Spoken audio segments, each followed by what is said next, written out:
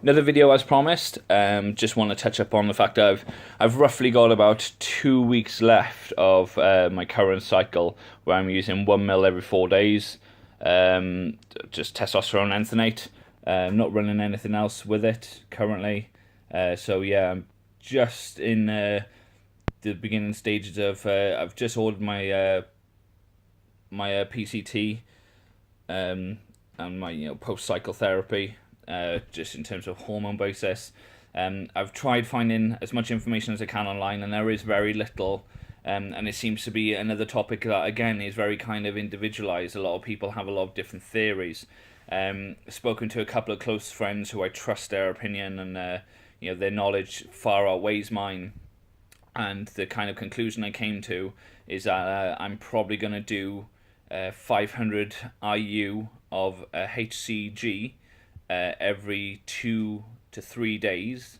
I'll also be running Clomid and tamoxifen in terms of just lowering the estrogen curve, and then possibly just as a backup measure, I may use some natural test boosters or something along that line, just to try and make sure that I don't peak out or nothing. So yeah, I am a bit nervous, to say the least. I've never done it before, so obviously you're always going to be apprehensive and a bit nervous of something that you've never tried before. I've got a lot of advice around me. I've got a lot of help. I've got a lot of people I can rely on, and I trust their opinions completely on what they have to say. Still doesn't stop you from being nervous of the what if. So what if I just start looking soft, round, watery bag of shit with saggy man boobs, and your skin gets worse, and I don't want my mood to be affected either. And that's obviously a lot of these are worst case scenarios. So if you're doing your PCT properly, that, to be honest, none of these should be an issue. But it's still not going to help me stop dwelling on it a little bit until I'm in that process and I know what's what, and I can feel my body, how it's reacting, and so on. But yeah, very apprehensive. Really hoping I don't lose too much or anything, in all honesty. I am aware that the likelihood is I will lose some strength. I will definitely lose some size. But I'm hoping with this process done properly that will really limit how much I lose. So while I'm off all again, I'll be having at least 3 months completely off everything. I'll probably supplement a bit of creatine and that, but that's near here or there. I'll be changing my training basis from, instead of hitting body parts twice a week, every week, I'll probably go down to just training one body part, per week. So one leg session, one shoulder session, one back session, one chest session, one arm session, instead of doubling my workouts up, which I have been doing. Instead of doing calves and legs and abs, and then I'll be doing chest and back, and then I'll be doing shoulders and arms, and then repeating that process.